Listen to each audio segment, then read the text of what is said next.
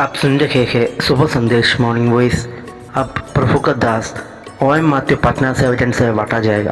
क्या फूल चढ़ाऊं मैं प्रभु के चरणों में, कहाँ कैसे क्या उपहार दूं, मैं समझ ना पाऊं। क्या फूल चढ़ाऊं मैं प्रभु के चरणों में, कहाँ कैसे क्या उपहार दूं, मैं समझ ना पाऊं। मुझे बता दे प्यारे प्रभु, क्या पसंद है मेरे प्रभु, उसे तोड़ लाऊं तेरे लिए, उसे चुन लाऊं तेरे लिए, उसे तोड़ लाऊं तेरे लिए, उसे चुन लाऊं तेरे लिए। परमेश्वर के नाम की स्तुति हो। आज का मनन के लिए पहला कुरिन्थियों का पत्रिका 15वां अध्याय 5 से लेकर 8 तक पद। और कैफा को तब 12 को दिखाई दिया, फिर 500 से अधिक भाइयों को एक साथ दिखाई दिया, जिसमें से बहुत तेरे अब तक वर्तमान है, पर कितने सो गए। फिर याकूब को दिखाई दिया, तब प्रेरितों को दिखाई दिया, और सबके बाद मुझको भी दिखाई दिया, जो मानो अधूरे दिनों का जन्मा हूँ। यहाँ पर प्रेरित पौलुस ने यीशु मसीह का पुनरुत्थान का सबूत हमारे सामने ला रहा। प्रभु का वचन के अनुसार पवित्र शास्त्र में लिखा हुआ है, उसके अनुसार यीशु मसीह का मृत्यु हुआ, उसको दफनाया गया और तीसरा दिन जी उठा। हम ये सब बातों को देख लिया है। इसके बाद बता रहे पतरस को दिखाई दिया, उसके बारे में भी हम लोग देख लिया। कल हम लोग देख रहा था 500 लोगों को, 500 से अधिक लोगों को दिखाई दिया। मत्ती रचित समाचार से हम लोग ये सब बातों को देख लिया है। और पौलुस ने बता रहे उसमें कई लोग अभी भी जिंदा है और कुछ लोग जरूर जो प्रभु में सो गया है। इसके बाद पौलुस ने एक व्यक्ति को हमारे बीच में ला रहा, उसका नाम है याकूब।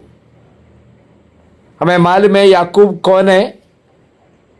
जो प्रेरितों का काम 15वां अध्याय में हम याकूब को पहले बार देख रहा, जो यरूशलेम काउंसिल का जो अध्यक्ष किया हुआ, और आखिरी में उसका जो समस्या का समाधान पवित्र आत्मा उसी के द्वारा दिया है। और यरूशलेम कलीसिया का एक मुख्य व्यक्ति, प्रधान खंबे के समान थे। और उस याकूब को भी प्रभु ने दिखाई दिया, वही बात बता रहा। यूहन्ना रचित सुसमाचार 7वां अध्याय का 3 से 5 तक पद पढ़ने पर लोग वहां जो समझ में आता है कि जो यीशु मसीह का जो भाई लोग विश्वास नहीं किया था, यीशु मसीह का भाई लोग प्रभु को स्वीकार नहीं किया था, वो लोग प्रभु का सुसमाचार का ये सेवकाई को अंगीकार भी नहीं किया। लेकिन प्रेरितों का काम 1 का 14वां पद में हम लोग देखता है, उन लोग एक साथ प्रार्थना करने के लिए बैठे हैं।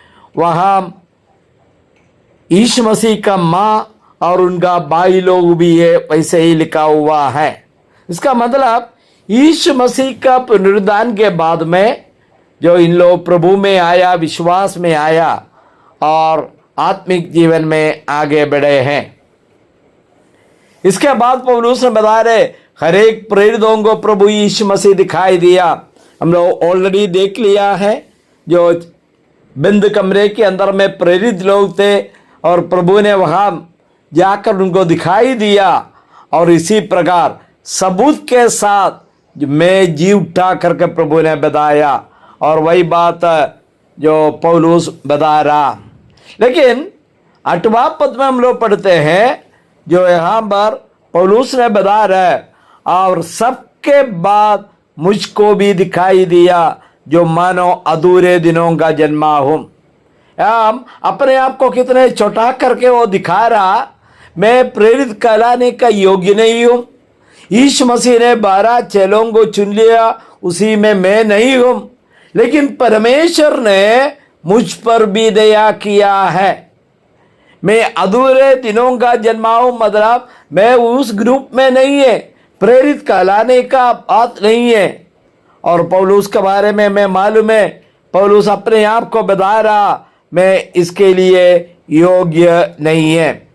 हमें मालूम है पौलुस का जो सेवकाई में पौलुस बता रहे कि मैं कलीसिया को सताए थे, वो कंटिन्यूली ये बातों को बता रहा, मैं कलीसिया को सताए थे।